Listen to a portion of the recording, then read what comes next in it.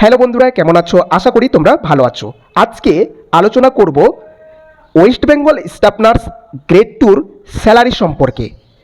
এই যে আমাদের পশ্চিমবঙ্গ সরকার তথা বর্তমান যে সরকার হতে চলেছে বিজেপি সরকার, ওনারা কমিটমেন্ট করেছিলেন সপ্তম পে কমিশন লাগু করা হবে সমস্ত চাকরিজীবীদের ক্ষেত্রে।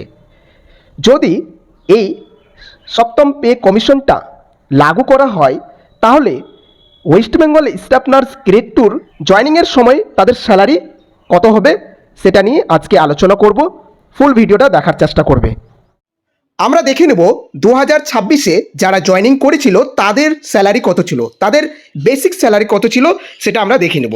এটা হচ্ছে 2026-এ যারা জয়নিং করেছে তাদের বেসিক স্যালারি। এখানে দেখো বেসিক স্যালারি এখানে দেওয়া হয়েছে 29,800, ডিএ দেওয়া হয়েছে 5,364 টাকা এবং এইচআরএ দেওয়া হয়েছে 3,576 টাকা। বাকি যে মেডিকেল অ্যালাউন্স আছে, তারপর হচ্ছে আদার্স আছে, এইসব দেওয়া হয়েছে। টোটাল এখানে 39,500।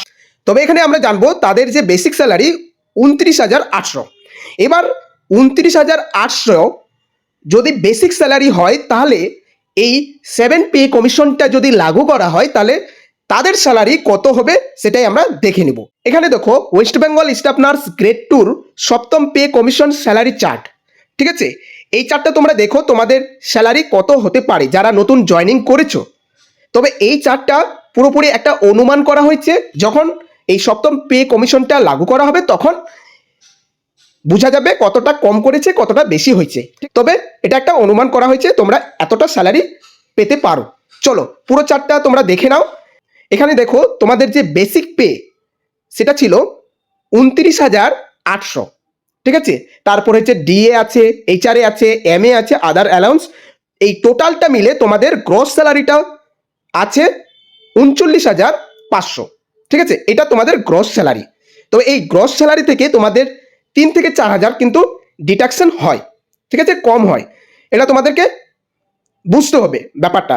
এবার তোমাদের যে তোমরা সপ্তম পে কমিশনটা যদি লাগু করা হয় কতটা স্যালারি পাবে, এখানে দেখো বেসিক পে যেটা তোমাদের দেওয়া হয়েছে কারেন্ট স্ট্যাটাস, এটা কিন্তু 29,800। এই 29,800-কে ফিটমেন্ট ফ্যাক্টর অনুযায়ী 2.57 দিয়ে মাল্টিপ্লাই করলে যে স্যালারিটা আসছে, যেটা বেসিক পে আসছে সেটা হচ্ছে 76,600, মানে এর কাছাকাছি, ঠিক আছে?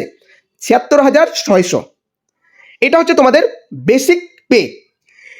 এবার হচ্ছে এই 76,600-র সাথে তোমরা ডিএ অ্যাড করতে পারবে, এইচআরএ অ্যাড করতে হবে, এমএ অ্যাড করা হবে, আদার অ্যালাউন্স। তো এইসব অ্যাড করার পরে তোমাদের যে টোটাল যে আসছে গ্রস স্যালারি সেটা হচ্ছে 85,000 থেকে 1,03,000 এর মধ্যে তোমাদের আসবে। অ্যাপ্রক্স ডিডাকশন যেটা ধরা হচ্ছে সেটা হচ্ছে 8 থেকে 12,000 তোমাদের ডিডাকশন করা হবে। তো তোমাদের এস্টিমেট নেট স্যালারি সেটা হতে পারে 77,000 থেকে 95,000 পর্যন্ত, এরকম হতে পারে। তোমরা অনেকেই জানতে চেয়েছিলে যে সপ্তম পে কমিশন হলে আমাদের স্টাফ নার্স গ্রেড 2 জয়নিংয়ের সময় যে স্যালারিটা হয় কতটা স্যালারি আমাদের হতে পারে, ঠিক আছে? এবার তোমাদের আরেকটা তোমরা মাল্টিপ্লাই মানে তোমরা কিভাবে ক্যালকুলেশন করবে এখানে আমি দিয়ে দিয়েছি।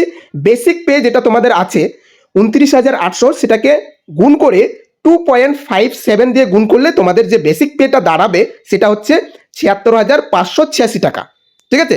তো আমরা অ্যাপ্রক্স ধরে নিতে পারি 76,600 টাকা, বুঝতে পারলে?